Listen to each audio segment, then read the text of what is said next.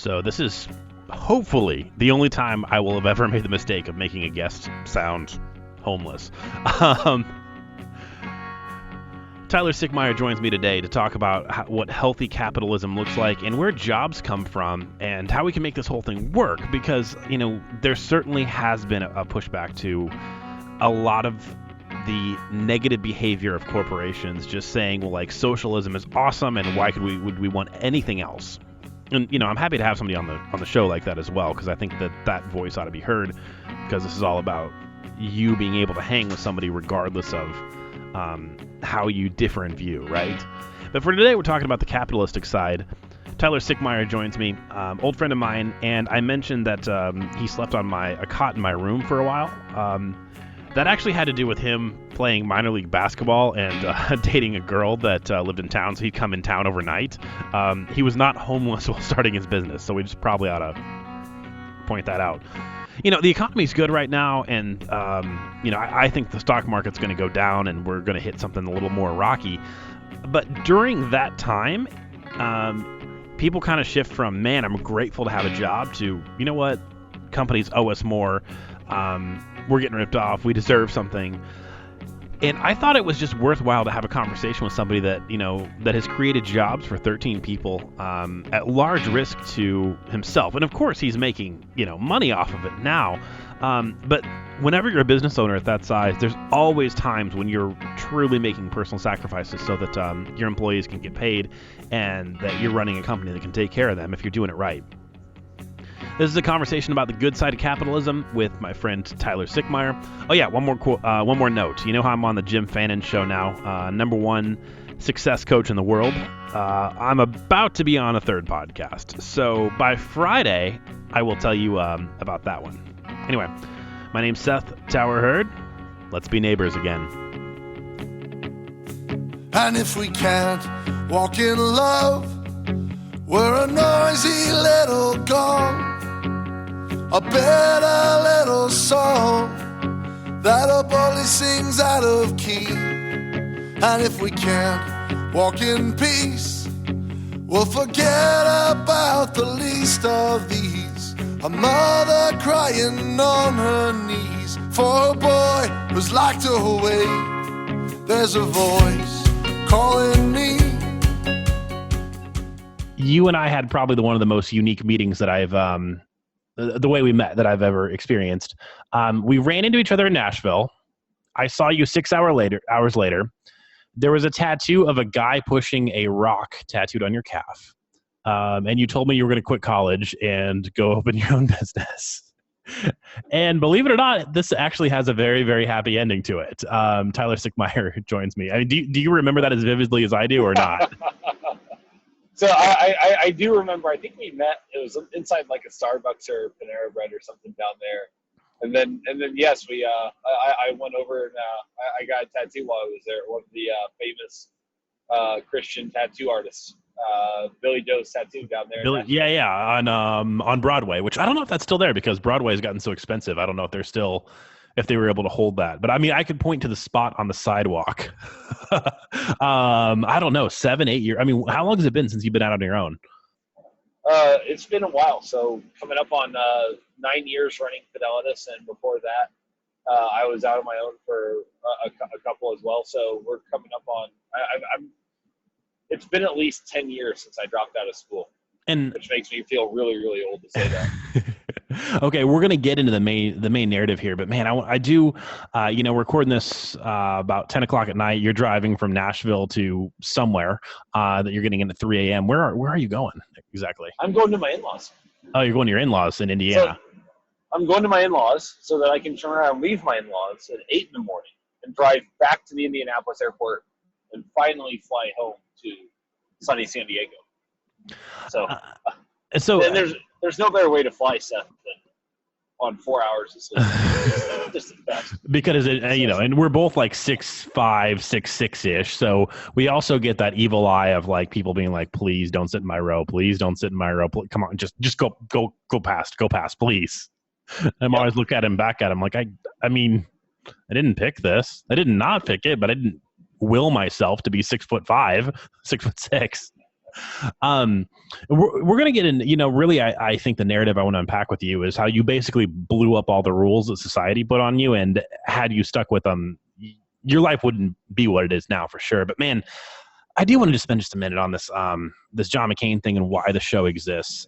Because if you don't, for some reason, know John McCain's backstory, he was shot down as a pilot, which unfortunately he was made fun of by President Trump during the election, saying he preferred soldiers who didn't get captured or something, and had the chance to get out of what they called the Hanoi Hilton, like this like torture camp, and refused to go because he said he wouldn't leave until his men were set free as well, and has suffered an awful lot of physical pain since, the 40 plus years since he was imprisoned. He just went through a surgery for a blood clot, and, now just this evening it was announced that he has brain cancer, which, I mean, you hope he beats the odds one more time, but that's statistically probably not something that, he's coming back from. The purpose of this show is for you, whoever you are, and whatever you believe, to be able to see things from a diverse perspective, hopefully. And I go to click on it on Facebook to kind of see what the different things are being said.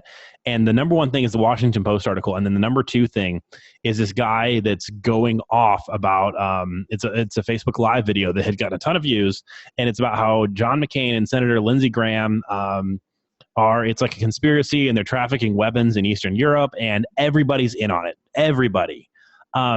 Which, for that to be, I mean, that's a recycled X-Files plot. I mean, that is Alex Jones just ranting about the globalists, or, you pick your favorite left-wing conspiracy theory, nut job. In order for that to be true, Democratic and Republican Congress people would have to be in on it. Probably 100 staff members at Mayo Clinic, including doctors, nurses, admins, lab techs, Lindsey Graham himself, the editors of the Washington Post, the editors of the New York Times, and I can't even name how many reporters would have to all go along with this one strategy to cover up John McCain and Lindsey Graham's alleged illegal arms dealing. And yeah, this guy's got a ton of following. And, I just go, like, if you just live in the corner of the basement of whatever you believe on the internet, that's what happens to you. And I'm sorry I invited you on the show and then I just went on that much of a monologue, but I had to say this somewhere. It's all good. Yeah, it's funny. The internet has a special place for every conspiracy, and you can get followers from just about any. So I'm just relieved that they haven't revealed my involvement. So who do you think is actually marketing those arms? And I find it to be stunning that, like, people on the left and the right and I don't even know if I want to use the terms left and right, but people on the various ends of this conspiracy theory spectrum, like, they never put two and two together, that their theories are very, very similar. They just have, like, opposite villains. All right, so let me ask you a question, Mr. Interviewer. Okay. Do you believe in any conspiracies? Do I believe in any conspiracies? I think we all have some that there's like a half truth to, right? Yeah. I mean, yeah, it's possible. Well, here's the thing. Eventually, if it's true, it'll come out. So, for example, Jimmy Carter, who was not very forceful, and has been a wonderful human being, has built houses for so many homeless people. But I mean, nobody's going to stand up and say that guy was a good president, right? Nobody. He made a law saying that the CIA couldn't just assassinate people whenever they felt like it. They did anyway in the 70s. I mean, they were killing like very important officials in South America. And there was conspiracy theories around that was going on. That wound up being proven true. So, do I believe conspiracy theories? Absolutely, once they're proven true. What do I buy into personally, or what's my own bias? I'm trying to think of something that I would think would be, pretty odd. Like, do you have any? So do you have something like this that's like your kind of little pet thing, that you would buy into? Do you have one? I don't have any that I would necessarily just say I buy into, like 100. I'm 100% sold on. I will say there are some videos that have circulated of just replenished news footage of the whole Sandy Hook incident that really just make you sit down and go, I'm not saying I believe it or buy in it. I want to be clear about that. So I don't get brushed back on Twitter in 2 weeks saying that I believe that Sandy Hook was fake or anything like that. But there are some pretty compelling arguments for both sides, or maybe things aren't necessarily what they seem. You know, or why, for example, is, how many times have you seen your local police unit doing SWAT training exercises, and then on top of that, and for me, it's never. I've never seen the local SWAT team out just doing training exercises. I'm sure they do, but the odds of running into that are pretty minuscule. And then the fact that they just happen to be doing training exercises at that day, at that time, 2 miles from the school, just kind of makes you go, So there's sometimes, and there's a lot of coincidences, but the more and more coincidences you have for anything, I think they sort of the more things stack up. Yeah, and exactly. There are things that I don't even know if I would call them conspiracy theories. But like the what is it? The IRS, which is not a militarized version of law enforcement, right? Or however you want to say that. They have 1 billion rounds of ammunition. Which just sounds like crap the government would spend money on. So I don't know that that's necessarily a conspiracy theory. That's like a budget line item. Maybe it becomes a conspiracy theory when like a whole bunch of factors have to come together for it to be true. I would say that I probably have numerous. And that goes like, at what point is, where's the line between a reasonable conspiracy theory and a regular conspiracy theory? It's kind of fun we got into this. But my gosh, the stuff that's going on with Illinois' budget, which we will loop back into, because I'm going to ask you if you would move your business out of Illinois immediately, or if you would wait 2 weeks to find the right piece of real estate. But okay. The dailies running Chicago like an old European monarchy dynasty. How do you not have some conspiracy theory stuff going on there? That a family can hold a city for that long and do the things they did, like rip up an airport runway out of anger because they wanted to put a casino there, and the city council wouldn't approve it, so they just destroy stuff. There was a major thing that the mayor's cousin got in. I think he went to prison for. I'm not sure which Daley mayor this was, the father or the son. But it was a relative, and they started this recycling program where you had to get like these blue bags to recycle in, and those like blue garbage bags went to the recycling plant or whatever. It all went to a landfill in, I believe, like New Jersey. And this guy made a ton of money off selling these blue bags, and there really wasn't that much of a blowback to it. So, I'm sure that was a conspiracy theory at the time that wound up coming true. That's one of those things where I would say that there are so many negative circumstances that I can't imagine that there weren't some other really shady things going on. Well, of course, and those are just the ones that are out in the open, like you said. Yeah. Oh, and you know what? As long as we're talking about the Illinois budget stuff, if you want to get into conspiracies, I don't think we will ever get our heads around who's stealing money left and right in the state. Because there's just so little accountability at this point. Wasn't it like 5 years ago or whatever, the Cook County coroner, embezzled several $100,000, and that's one that got caught. But that begs you to ask the question. I was going to say, that begs the question, what does a coroner's office need that kind of budget for? What's you're sorry to be graphic, but you're just cutting open dead people and making sure they died of what they allegedly died of.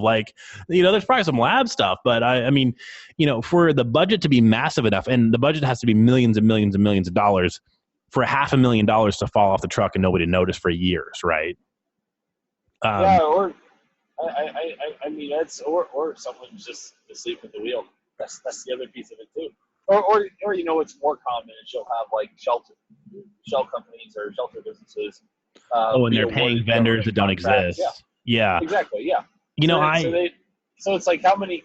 Yeah. It's kind of like sticking with your coroner example. It's like how many cases of embalming fluid does a coroner need in a year? Like, well, I don't know.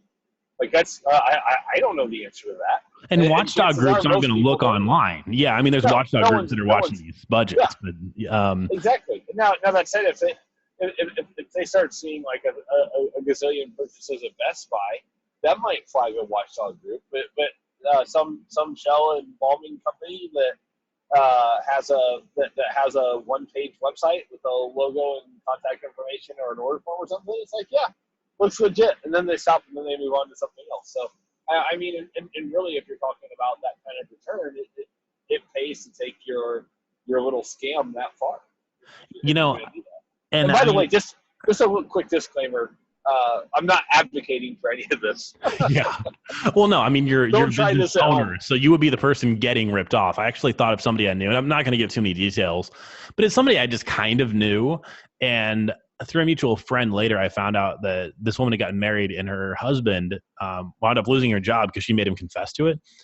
Dude, like, completely redid their house. I mean, like, remodeled their house $5,000 at a time, month to month, for maybe a year and a half, like while they're engaged and, you know, newly married and that type of thing. He was running an extra $5,000 on his expense report, and totally got away with like buying furniture. And it boggles my mind that there are corporate expense accounts that are that loose that people just would like shrug and go, I don't know, it's probably you went to Ethan Allen again. As a business owner, that's got to freak you out a little bit. But I mean, you know, maybe we shouldn't be quite so hard on like, you know, government stuff if the corporate world can't catch it either. I mean, maybe there's something a little bit systemic in here of once there's enough money moving around, it just gets a lot easier to steal. And I haven't been in that situation where I've seen millions of dollars move fast, so I don't get like how easy that would be. It can be easy, and part of the problem is too, it all depends on the organization. If you foster a negative culture and you have people that don't care about the organization and they don't care if someone's stealing or not, then all of a sudden those safeguards that you've had in place are effectively worthless. Because if you essentially have foxes watching the hen house, you're never going to have your assets aligned in the way that you anticipated and planned for them to be. There'll be plenty of opportunity for someone to go in and pull for a little bit for themselves here or there, and the person that's supposed to be watching them is doing the same. Well, and I guess, you know, to, you know, maybe put a bow on how easy this can be. My mom was a, you know, teacher for 30 some years. And she told me, you know, so many times growing up about like the student she hated the most. I don't know if she would say hate. I mean, I've taught college, so I would say I borderline really, really didn't like a couple of my students. But this kid, I mean, he wasn't dumb. I mean, like, he was sinister, but not stupid. And he went around town, door to door, raising money for a new high school gym and collected several $1,000s before he wound up going to juvie. There was no gym ever going to be made, ever going to be built. Wow. I mean, 8th grade, something like that. Yeah, that's. I don't know what bank vault he's blowing up right now, but I mean, I'm pretty sure that's where he's at. Impressive. No, everyone has a hustle. That was quite the detour from the main topic, which is, you know, you basically blowing up society's rules and being better for it. Because, you know, the last guest I just had on, one of my friends from kindergarten through 2nd grade, I think we might have had the same teacher all 3 years. You know, she became one of the youngest CFOs in the state of Montana. She was the CFO for the Montana legislature, which is super cool. If you haven't checked that one out, episode number 24, go back and grab that one. But Christina talked about, you know, she grew up thinking that if she didn't, you know, if she didn't get an advanced degree, she saw her parents live paycheck to paycheck, and she loved them, but she knew she probably wanted a different kind of life. You know, you grew up in Springfield, which is, I mean, we grew up a little over an hour apart. So basically kind of same culture, same, you know, same values roughly, right? Like as far as the part of the world we grew up in. I'm guessing your parents kind of did it more traditionally because your dad was in the conservation police in Illinois, which are, you know, people who go after poachers and that type of thing. That's not really a position you get into by skipping out on formal education. Am I right? That's correct. He had, I believe, of course, I mean, you got to remember, he got back in the 70s. I mean, so I mean, he's been in the game for a little bit. But he got started, I believe, after 2 years of school, and then I think he but of course went through the academy. But I don't think he had a 4-year degree. I think this is 2. If Okay. I'm trying to remember correctly. So Now I'm sure it's 4, but yes. You're 19, 20 years old. I mean, if it's okay to say you've, and not that you're not a guy who's very interested in learning, because every time we hang out, we talk about, I mean, I would say this might sound a little arrogant, but I would say you and I read a lot more than the average Joe. And we always, whenever we hang out, we wind up talking about books. So I would say you were a lifelong learner, but I mean, you seem like you were in college because it was a chance to play basketball. Absolutely. Well, Okay. and I mean, I mean, and don't get me wrong. Like, I actually started as a pre-law major, mainly because I didn't know what I wanted to do, and I figured if I don't know what I want to do, I might as well at least get paid well until I figure it out. Uh-huh. So I started as a pre-law major, and then when I shifted schools for basketball reasons, the new school I went to, Robert Morris, didn't have a law program, but they had business. That's why I became a business major. And at the time, I'd sort of fallen into promotion, just out of happenstance more than anything else. I had to do a student service project, and everyone was doing all this lame stuff, like picking up trash out of ditches and all these things that don't really make an impact. And I said, oh, I'm going to raise enough money to start a fellowship with the Christian Athletes chapter at the college I was at. And so I'll put on a concert. That'll be fun. Which, and Seth, obviously from your background, putting on a concert to raise money is a quite comical endeavor. It's like planning to wash your car in the rain. Yeah, it's not necessarily the best use of your time. It's like setting a big pile of money on fire and hoping somehow more money comes in. Yeah. That's exactly right. So, anyways, we were blessed with some early success, and so that led into concert promotion, which I was doing that, and I quickly figured out in school that I could do about 40% of the work and get, if I got A's on 40% and it was the right 40% and I skipped the other 60%, I could average out to C's.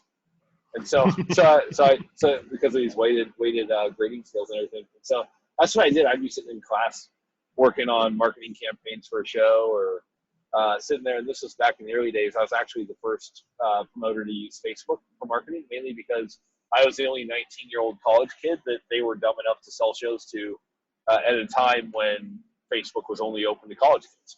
So we were very early to the game with Facebook and text message marketing, and that really made a lot of headway for me as far as building my own brand and becoming known on the marketing side, because we were selling just as many tickets as our other promoter counterparts around the country, but we were spending half as much on marketing. And by the way, and I that's definitely not a radar detector. Definitely not. And if I can explain a couple things, pieces of that story, you and I were just at the right age, where we were able, and Facebook for clients is still a big part of my life. We were just at the right age where we got to see it before the rest of the world. It was rolled out college by college. And the other thing, if you're not familiar with how concerts get put on, somebody actually takes the risk to throw a concert, and the artist basically gets paid like a flat rate plus maybe some ticket money, and then they make their money off of the merch they sell, but sometimes the promoter gets some of that merch money back. So basically it's gambling. It's gambling on something that can go wrong so quickly, because it can rain, it can be hot out, it can be cold out, it can be a snowstorm, and all of a sudden in April we had that happen. And then all of a sudden you're sitting there with an empty room and you're $30,000 down. It's like day trading on the stock market. It's definitely not for the faint of heart. So you got your start. You did this as a student. At some point you were just like, you were ready to walk. So at what point did you get there? And then, what did your parents, what did your, friends, what did your teachers? Because I think one of the things about, if you're going to drop out of college, people are like, oh, well, you're not going to be, you're missing the best years of your life with your friends. And I always thought about that when people told me about high school or college. I'm like, the only thing that statement really says is you're miserable. And I don't have to be miserable when I'm your age. I kind of feel like that's a product of your decisions. Yeah.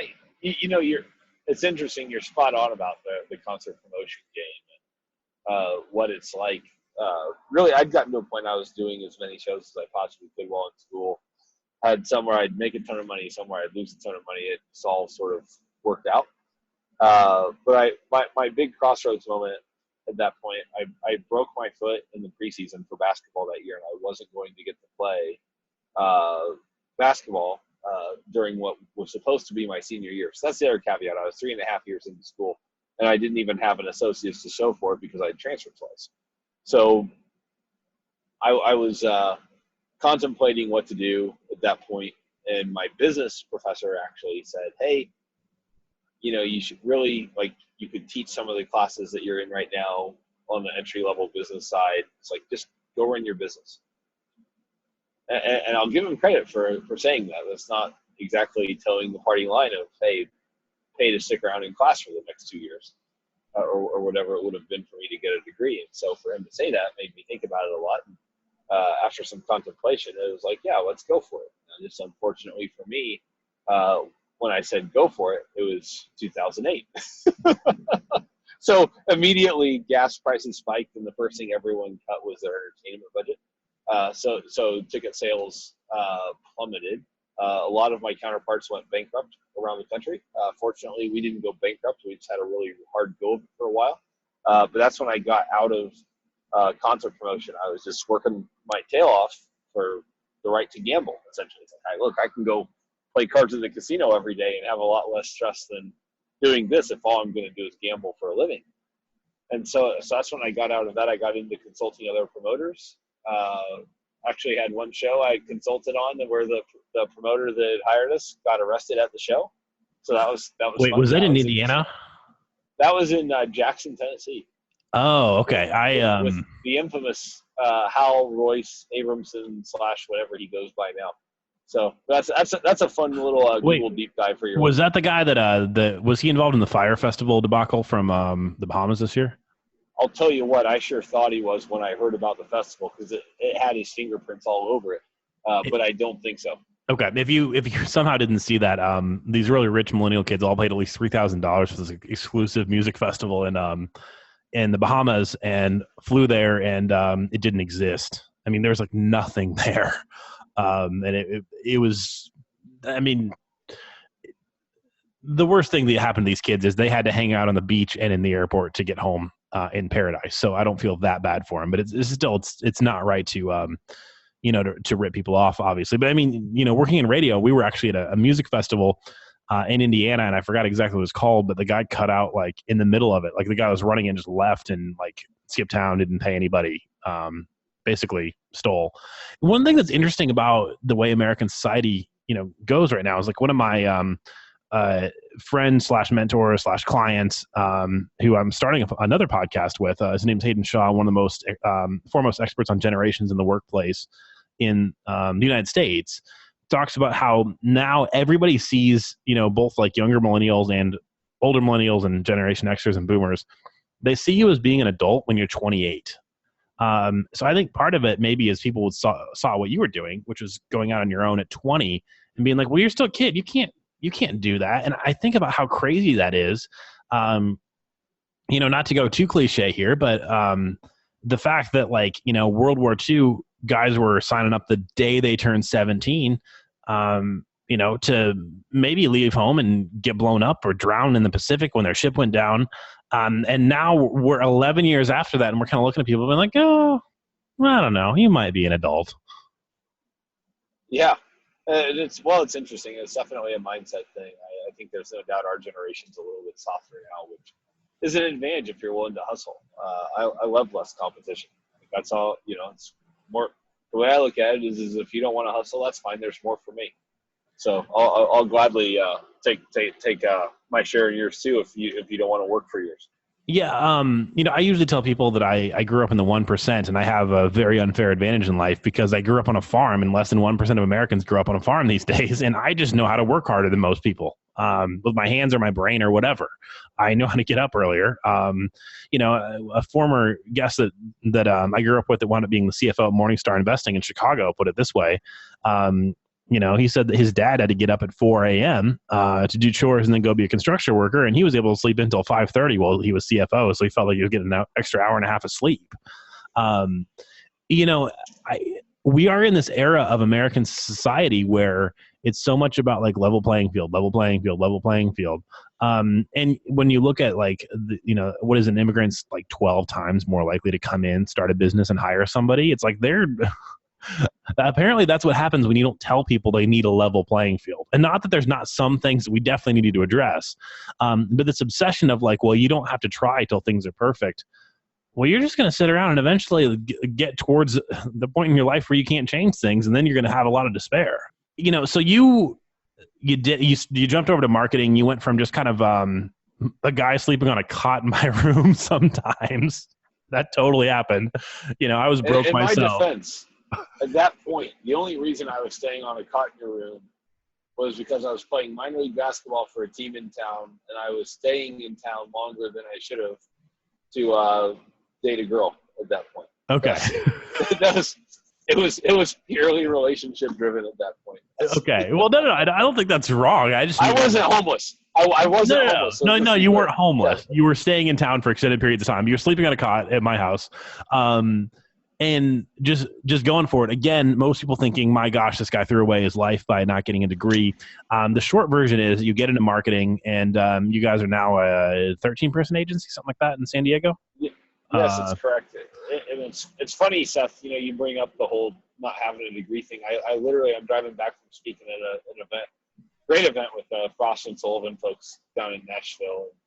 The room was filled with a lot of thought leaders that have done a lot of great things for a lot of big companies. GE, Foresight, Jet.com, just some of the companies that were represented there. And you know what no one asked each other? Was how many degrees they had.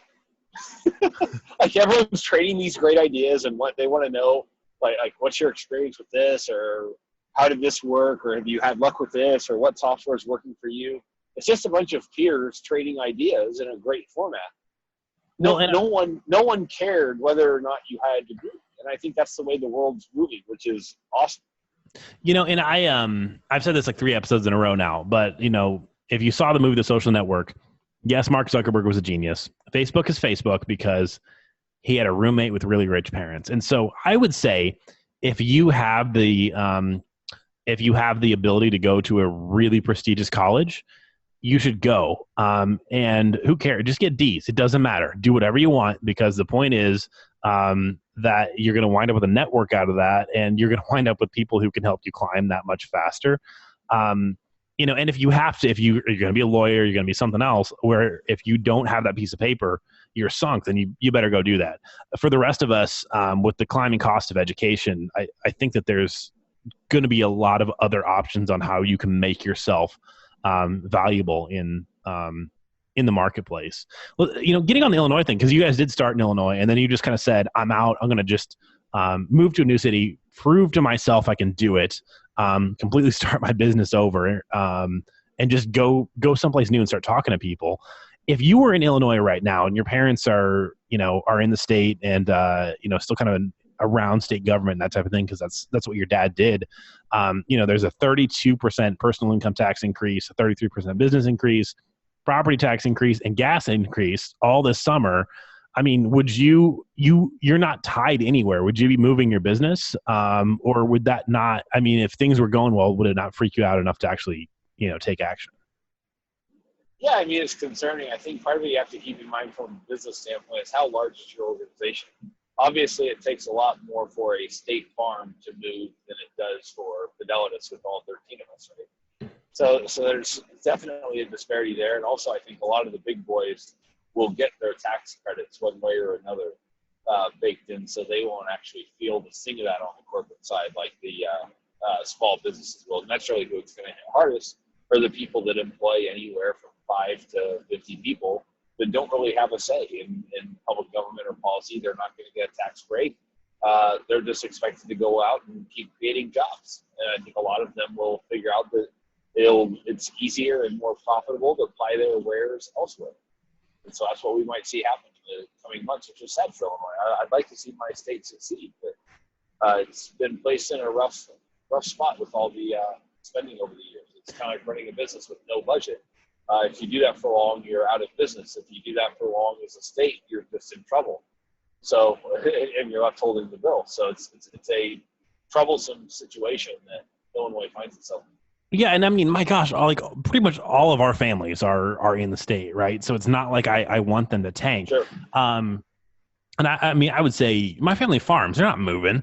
But it becomes, you know, it becomes very difficult, at least in my opinion, to argue for like, oh well, we need these social services, we need to keep our roads open, we need to keep our schools open. 49 other states have done that without like racking up such an unbelievable amount of debt that they don't know what to do. I don't know if a state like Detroit went bankrupt. The city of Detroit went bankrupt. I don't know if Illinois is going to have to get there, but what I know is that Kenosha, because it's right over the border into Wisconsin, I mean, like the growth that's happening here is unbelievable because those medium-sized companies can just move up. Houses sell in a day. Like houses sell in hours. It's unbelievable what's going on right now. Yeah. And I mean, it's one of those things where, I'm lucky enough to have a, kind of casual friendship with the mayor through some nonprofit work that I do. And, one of the issues that they're looking at as a city is like, how do we grow responsibly? Because eventually every piece of land is going to have something on it. So how do we do a good job of planning? Because like Nashville, Tennessee, that you're driving out of at, 2 miles an hour, that's happened because Nashville exploded and they didn't plan early enough on how to build enough roads to handle it. And then now you have this wonderful place where people smash their faces against the steering wheel because they can't get anywhere. So true. So true. So yeah, and it'll be interesting to watch and see what happens. To see if they make any long form policy changes to get back on the right track. But I think there are definitely some proven models out there that work. But at the end of the day, it just comes down to you can't spend money you don't have. It's the same for every business. Well, you can for about 20 years. True. Not if you're a regular business, but if you're a government, you can get away with it for about 20 years. But that junk bond status, long enough for your political career to run out. Apparently, left to the next host. Yep. Long enough that you're well on your way to prison before anybody's all the wiser. Let's talk about the job creation thing because I haven't hit this on the podcast yet. So I think some people would look at you and say, okay, you live in a cool part of a expensive city. You got a decent car. Oh man, well this guy must be one of the lucky ones or whatever. And, having been friends with you through this whole thing, I don't know that I've ever seen you, you have a son now, so I'm sure you backed off on the hours a little bit. But you really, really started at such a difficult time. What do you want people to know about what it takes to create the business to give somebody a job? Because everybody's like, oh, we need good jobs, we need good jobs, we need good jobs. The government can't dole those out. That's got to happen because of the risks that people take within their own business so that there are jobs that we can, that exist. Yeah, I think it starts with a great idea. That's where most entrepreneurs start, and even entrepreneurs have a great idea. I think the difference then between getting an idea off the ground and ones that just kind of fizzle and go away is the ability to build systems. What do those systems look like when it's just you in your garage packing boxes on something? What is your ability to negotiate pricing if you're manufacturing overseas and getting stuff shipped in look like? What's your ability to do quality control look like? What does your customer experience look like? If you're able to figure those things out and systematize it, that's when you can scale, and that's where I think the job creation comes in long term. And that applies for both B2B and B2C businesses. Yeah. On that, going down that road or whatever, every time that you've added a staff member, because this is what we want, right? Like we want companies to do well. We want people to have like good non-fast food jobs. How nervous have you been, or how much have you felt that pressure that like, man, somebody else is, I just hired somebody that's got kids, what is that feeling like for somebody that's never been there? I mean, a lot of people with managers and companies and that type of thing, but you got to make the call that you're bringing this person on. And if it doesn't go well, that person's not going to have a job. I think I would liken it to a joyful burden. Definitely one unlike you'll ever feel without that. The only thing I think that comes close, and it's on a whole different level, is when you become a parent for the first time. And now you're completely responsible for little child's life when that's in your hands. Like that's an even more incredible responsibility because, God help us if our employees can't eat, feed, and dress themselves and think for themselves and avoid sticking forks into electrical outlets. But we've all had one of those employees. That yeah, my wife managed 8 of them for a while, but yeah.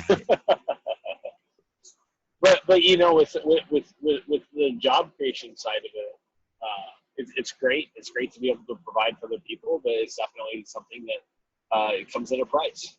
That's one thing that we're well aware of is that the saying from Simon Sinek that leaders eat last. And a lot of times people think about that saying, and if you're not in business, you think it just means, oh well, leaders eat last. That means I just let other people go before me. Servant leadership, rah servant leadership, great. No one ever talks about the hard side of servant leadership, which is if funds are a little tight and someone doesn't get paid, who doesn't get paid? If you're doing things right, you take care of your staff and even your vendors before you take care of yourself. So the irony is that the entrepreneur with all the perks is the last one to get paid. Yeah. It's like, are you willing to put your own family's livelihood at risk to take care of your team, and then having the foresight to know that you're going to have enough resources available, whether that's because you fundraised it or you saved it back or whatever. But once you make that commitment to someone and you bring them on board as a staff member, that's a huge burden. That's why a lot of times, like we recommend for smaller businesses, start out with some contract help that you're not beholden to long term. It's oftentimes a gateway into more stable employment long term, and you can give everybody a chance on. Yeah. So you're not telling this person, hey, you should bet your life on me. It's like, hey, do some work with me. Let's see how it goes. Exactly. And I bring that up, and I don't want to get super negative here on and saying, well, these people, and obviously it'd be more the political left, but they tend to say, oh, these corporations are so greedy. And it's like, okay, let's just assume you're right there. All right. And I'll give you that point. I don't personally believe it, but we'll let you, sure. I think lots of things and lots of people are greedy. I think that people who, are making $75,000 a year and $175,000 in credit card debt are greedy. Right. But most Americans just don't work for some company with 40,000 employees. And therefore, if we twist their arm a little bit, their lives are going to get better. Most people are working for the small to medium-sized companies, and they really are like this whole thing, like capitalism works when you have social responsibility and a conscience going hand in hand in it. It's just kind of odd that we live in a little 5-year window here where it's like, it's almost like within certain factions, it's like a negative to be like a manager or, somebody who's in charge, like, something kind of corporate or small, medium-sized business. Like, no, if those people aren't good and righteous and moral, like, it falls apart. Like, in some ways it's, sure, sometimes you're making more money than other people. It's also a civic duty when we got back to that thing about how easy it is to be, for everything to fall apart when the foxes are watching the hen house, right? Like, there is no one thing that keeps the American economy going. It's a bunch of us doing the right thing. And all we can do is just kind of watch our own little corner of the world and do the right thing and call out other people when they're not. Yeah, you're spot on. And I know it's an old saying, you never know what it's like till you walk a mile in someone else's shoes, but you really don't a lot of things. You don't know what someone's going through. And even as a leader and someone that manages people, like, that's one thing I have to keep in mind. It's like, okay, is someone having a bad day? Like, are they mad at me? Are they mad at a work situation? Or is this something in their personal life? And we need to help them through the situation in their personal life, because the whole macho check, you check your stuff at the door and you do your work and then you pick it back up on your way out. Like, that doesn't really work. Like, no one operates like that, especially this younger generation that wears its emotions on its sleeve all the time. So if that's the case, it's like, we've got to help them through that and help them solve their problem. It's better to take 20, 30 minutes and invest in them on the front end, and you'll get a much more productive 7.5 hours to end the day, rather than letting them sit there and stew about whatever's troubling them for the other part. So I think there's more of a demand for empathy, both in and out of the workplace right now than we've seen in quite some time. We'll wrap up on this on this question because ironically, then we got to hop on the phone because I got to introduce you to, kind of um, another small Opportunity. business. Yeah. So we gotta stop talking about this. So we can talk more privately. Um, it's so trendy right now to call yourself an entrepreneur, and to call yourself like a startup or whatever. And I think that's great in some ways. And in other ways, it concerns me because I think if you just kind of want to say that for your own social cred and never do anything with it, that's fine. We're in a pretty good economy right now, and it does concern me that people are hitting up, everybody from VCs to a rich uncle for ideas they're not really committed to, like this lifestyle. And I feel like these are the people that are like 25, that if they would have been 25 in like 2004, they would have wanted to be a rapper. And if they would have been 25 in 1987, they would have wanted to be in Guns N' Roses. And now it's like, this is just the cool thing, and that's fine. But you are using other people's money and you don't know what you're doing. And that's so squishy to like criticize that, because you would probably say in a lot of ways you didn't know what you were doing when you started and you figured it out, but you were also like, you didn't have some super rich family member that you were just, throwing their money around or trying to hit your friends up. I look at that and I'm like, okay, oh, well, you want me to contribute to your GoFundMe to buy I don't know, like food truck or something like that. You know what every other generation did? They got an extra job and they put that money in the bank until they could start a business. And you contributed to a GoFundMe for a homeless guy, and a GoFundMe that I did for a local boxing gym. So I'm not even saying I'm against raising money, but I do feel weird about money that's raised for like, hey, give me money so I can go make money and not give you anything back, as opposed to me saying this is a nonprofit or a charity that's important to me. Like, what are your thoughts there? I mean, it's tough. I get the need to fundraise for a lot of folks, and don't get me wrong, I'd have taken a check if the right situation had presented itself. But like you said, I mean, I come from a great family. I'm proud of my family, but my family's not sitting on some major trust fund that we can just dip into to launch a business. And I don't want to take anything away from people that have, and that that have done a good job of being good stewards of the resources they've been giving, and they've taken a lot and turned it even more. Yeah, no, That's great. I'm not saying that either, because right. I do know people that have come from affluent families and work just as hard as I do, if not more, and have made really smart decisions and are not, spoiled. They don't burn through money. I guess I'm just saying, in this culture where everybody calls themselves out on social media, it's really hard to tell who's really in it for the love of the game, and who's in it for the social credibility. And the thing is eventually we're going to find out, and a lot of people are going to get hurt.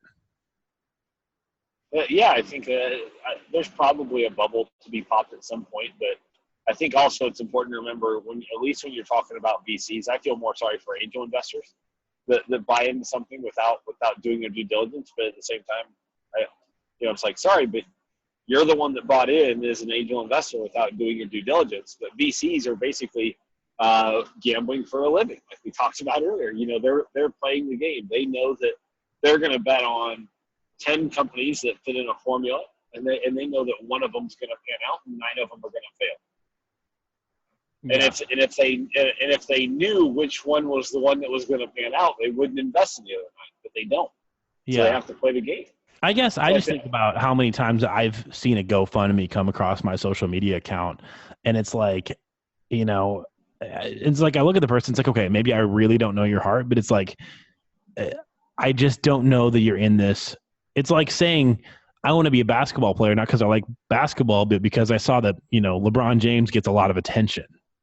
It's just not going to go well. Like, and I know that's a weird, squishy thing. Like, that's a weird, and you don't know somebody's heart, but I see that a lot right now of like, hey, give me money for my business.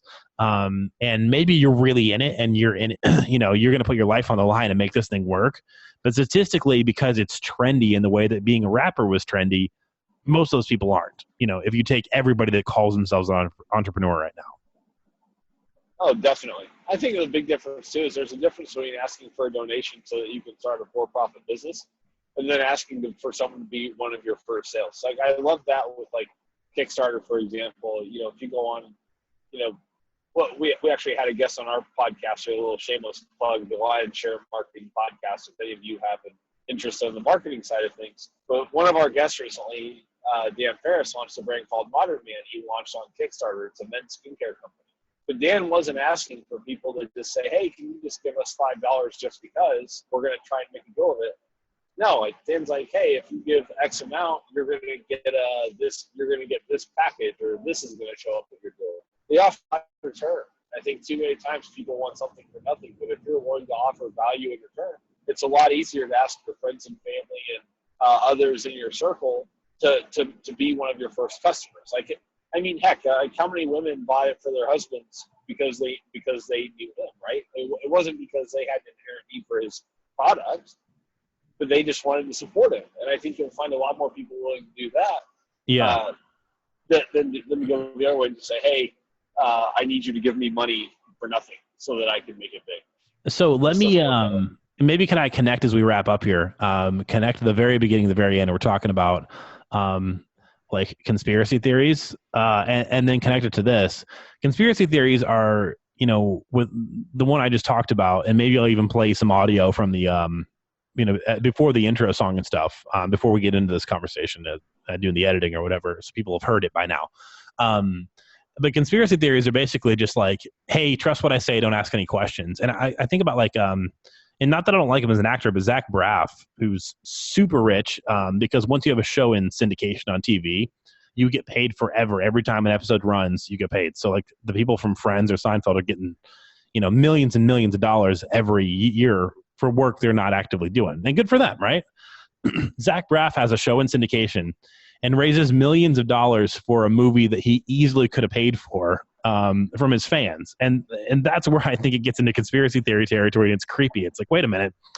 So you're asking your college student fan who loved Scrubs in high school to give you $50 that she might need for gas money to get home to see her parents because you just want to keep your millions because you don't believe in your own money enough to roll the dice. And there's another industry that applies to as well that you and I are somewhat familiar with that we're not going to name on this show.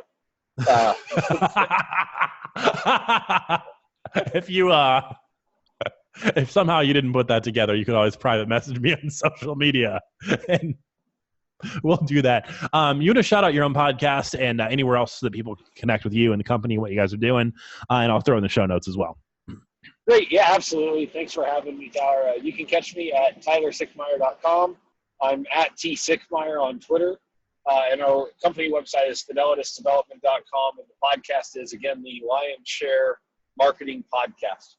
So we try to bring on some great marketing leaders and share all sorts of insights with what's working for them. And I feel like even if you're not into marketing, as a consumer, maybe you actually ought to just grab that, what was it called? Kickstarting a Brand, which is like your most recent episode. As a consumer, because there's so many products that are actually great that are being done like that, that's just an episode you ought to grab to be a little bit more knowledgeable wherever you're at. Holy cow. So you got to all the way to the end of another episode, huh? Like I totally owe you for that. Hey, as this thing grows exponentially, I would love to hear from you on social media, just because, as I've said before, I don't know how this thing's growing, why it's growing, or who the heck a lot of these people are, but I'm really, really thankful. You can check out the link to both my Facebook and Twitter accounts in the show notes, and I would just, if you found this because of a friend or a friend of a friend, or you just stumbled upon it on iTunes, like seriously, I just love to hear from you and hear your thoughts as I figure out like how to take this thing to more people, because if there's one common denominator here, this is the only place that's trying to get us to maybe get along again. And not that there aren't other people in media trying to do that, but this is the only place where the mission of what's being made is to bring unity again. And who you are and your story really helps me figure out how to continue to reach more people. So seriously, reply me, DM me, Facebook message me, whatever. Check out the show notes, and as long as you're feeling generous, we'd love for you to give me your honest thoughts on iTunes as well by dropping a review there. All right, I'll be back on Friday with some more exciting news about the third podcast I'm on, and I'll see you there.